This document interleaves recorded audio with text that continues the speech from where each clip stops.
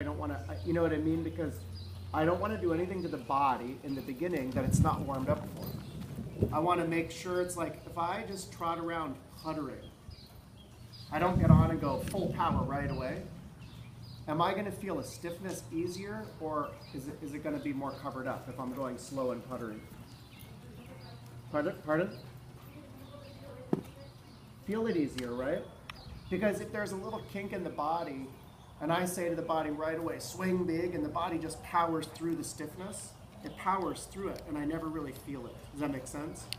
Whereas if I start out kind of slow and quiet, I mean, not like I'm not making his body work, but I start out a little slow and quiet, I'm going to feel every kink, every little stiffness. I'm going to feel any little bit of irregularity.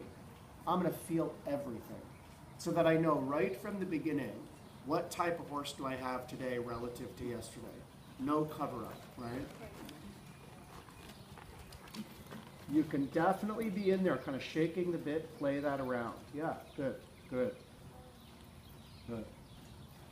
I find too, it's like, it kind of starts things off on a nice note too, between my horses and I, about going, work, like, it's very, like,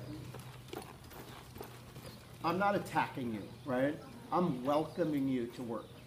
And I'm giving your body a chance to kind of warm up and get into it.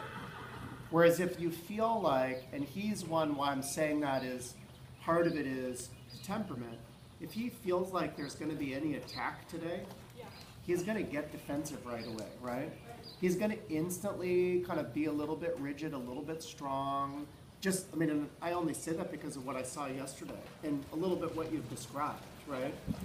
Whereas if I can start him out and kind of invite him in and he doesn't feel any reason to become defensive, I can probably get quite a bit deeper into the work today than yesterday, or tomorrow than the weeks or days before, whatever. Shake that bit around. Right. And don't be bashful. You can really bend them, move them, yeah? Do it slow and deliberate.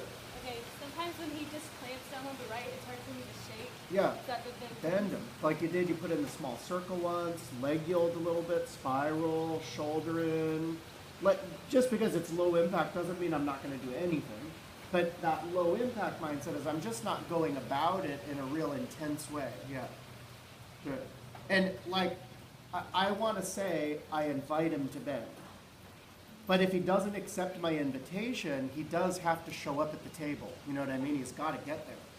So even though I'm kind of inviting it, if it's not happening, I have to quietly make it happen. Because it's not happening, why? Because there's a stiffness or a tightness, right?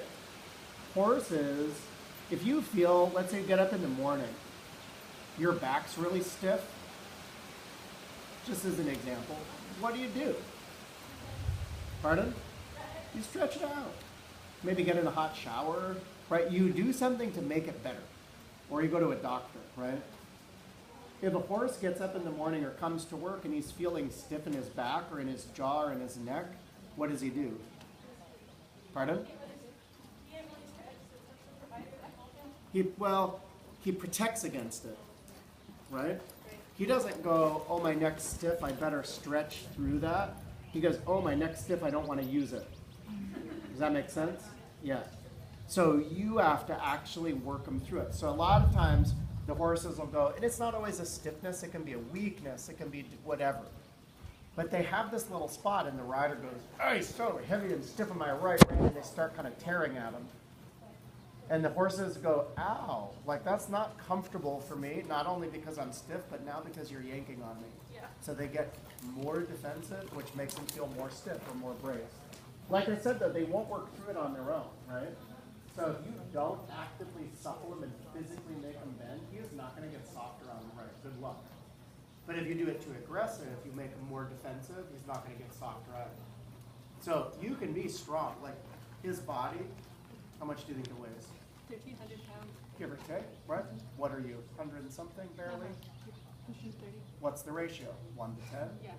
So if I say to you, bend into this shape like yoga, and you're like, I can't reach my toes, I might come over and kind of push on you gently. Yeah. But just help you, right? Right. How much pressure do I apply? Not a lot. Not a lot, because we're pretty equal. I'm bigger, heavier, but we're relatively equal. He doesn't want to stretch into that position. How much pressure do you apply? A little more. Quite a bit more, yes. So now the pressure is dispersed over leverage. That's the bit, right? Right. So you have all this leverage and you use the physics to your advantage to manipulate his body. But you have that leverage, so it doesn't require 10-to-1 amount of pressure. But Right. you do have to apply sometimes physical strength pressure. Okay. Legs, arms, hands, bit, weight of your body to go. You do have to get in these shapes.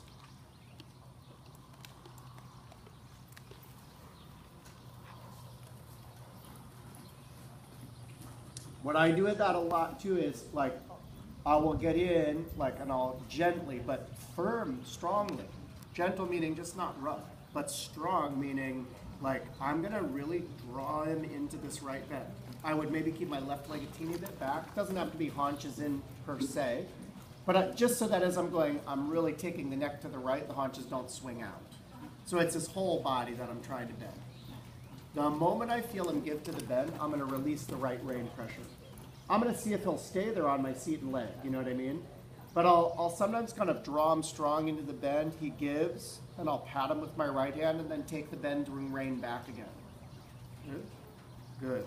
So that you go, I'm not going to hold you there with the rein, but I will get you there if I need to. That is how your bending aids work anyway, right?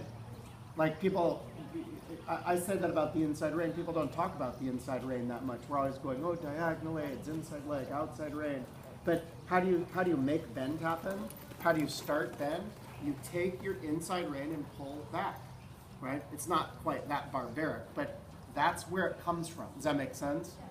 It's not always pulled back, but yeah, your inside rein goes against the mouth or flexes the jaw or whatever. So once they start to yield to give to that bit pressure though, it doesn't hold pressure on the mouth. You bend them into a shape and your leg and seat hold the shape with the draw that you've put onto the outside rein. Does that make sense? Yeah. Yeah. So your leg holds it, your seat, all that. But actively you do have to use the rein aid to make it happen. It's kind of like a half halt, right? You have to close the hand sometimes. Good decision, yeah. But as their body's responding, you release, you lighten up. You don't ride with the brake on, but you do sometimes have to tap the brake pedal to get the car to slow down or him to slow down. Good, keep letting go, right. And what I would do a lot, you can go ahead good with the direction change, I was just gonna say, change the bend a lot. Not just random, like go on a circle and go left, right, but lots of different figures, circles, figure eights, serpentines. Be deliberate about it, you know what I mean? So it's not just random, but change it a lot. Another really good one, part of why I say that is because he's stiffer to the right, I don't want to just fixate on holding him to the right. Because if I stay too long, I'm going to overwork that muscle group and it's going to get stiffer tomorrow. I have to actually go even on both sides. Yeah, the right side might need a little more than the other. Or the depth of bend might be a little greater on the right because I need him to stretch through it, but I don't want to work him longer on the right, if that makes sense. So a really good one though for that is stay going large now around the arena. Next long side shoulder in. Not a lot of angle though, just quietly a lot of bend because the bend is the issue for him, especially this right side. So mild angle, as much bend as you can create. As soon as you feel him kind of give back, pat him on the right. If he feels like the bend is good, now go to renvers. The moment you feel him kind of give in to the renvers, back to your shoulder in. As soon as he gives to the right rein again, pat him again. Even if you have to go through the short side, really holding the bend, going, hey, you have to release. But as soon as I feel you release, I'll release. Shoulder in, good. As soon as he releases, soften, renvers again. And you don't have to hold any position long. As soon as he gives, nice. Back to the right, good. Back to the renvers as soon as he gives. That's one of my favorite, shoulder and renvers, back because it's such a deliberate way of bending the body. Actively using your legs. And you also get a clear moment where you go, yeah, I could release my right rein, I could release my left rein within that bending aspect. Good. Yeah. Nice.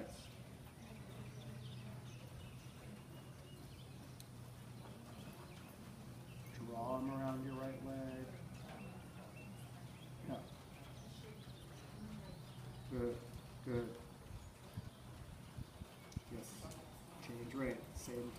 side. With that in mind, so this is still, again, what I'd kind of think of as low impact, right? As he becomes rideable, I mean, he's not rideable, but soft, like he's feeling playful, he's feeling light, then I'm going to start to go, now, to magnify that shape, I could add hind legs. I could start, if I don't lose any of that feeling of playability in front, I could start to add a little tickle now and then. I could start to think of going, could I get those hind legs a little more under? Because that'll only help get them lighter and get them more carrying, just like we did yesterday. I don't push at the hind legs, though, unless we first created a good dialogue about how he's supposed to feel in front. And I'm on the right track with how he needs to feel in front. Not just, I've told him how he feels, he still doesn't feel like that, so now I'm going to go to his hind legs. It has to be, he's responding and feeling the right way. It might not feel perfect or always exactly right, but he's dialoguing back with you. Yep, I get it, I hear you. Nice.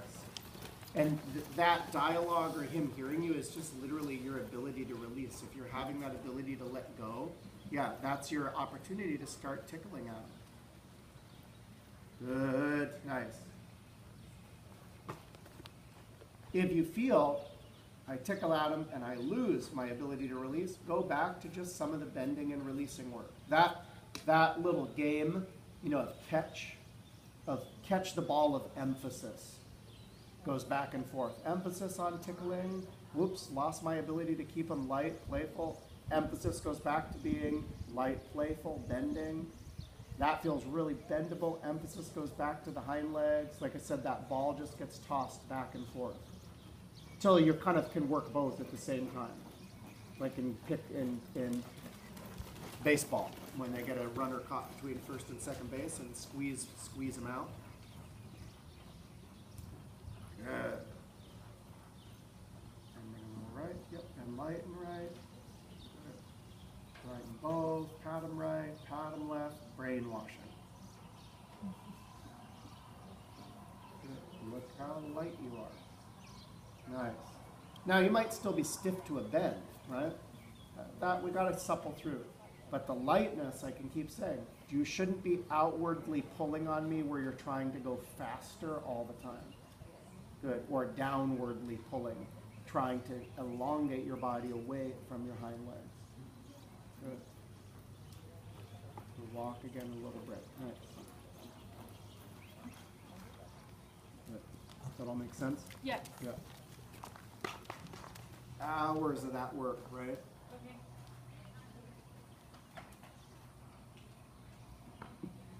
I said that yesterday a couple of times. I'm not that coach.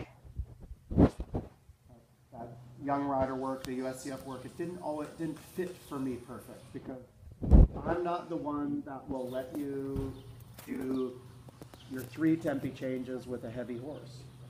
Because it's more important that you learn to do 3 tempi changes than it is the right feeling. For me, the right feeling.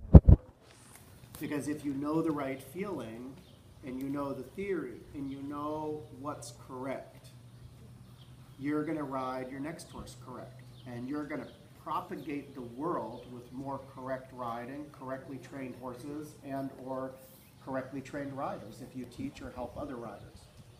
Whereas if it's more important that you learn 3, not that that's the thing, but if you learn 3 tempi changes, and that's the stress, and your horse is heavy, your body, whether you know it or not, your body thinks part of that is okay to be heavy or be strong or feel crooked. You know, whatever it is. Subconscious, you can't help it. As I said, when you watch good riding and bad riding, you're going to absorb bad riding. If you watch only bad riding, you're going to start riding bad. It just happens. You can't help it. It's totally subconscious that your body will mimic or kind of recreate what it sees or what it knows. So if I train flying changes based on strength, the first day I'm ever riding flying changes and learning flying changes, then I think every horse is supposed to feel that way, even if it's a subconscious thing that I'm doing.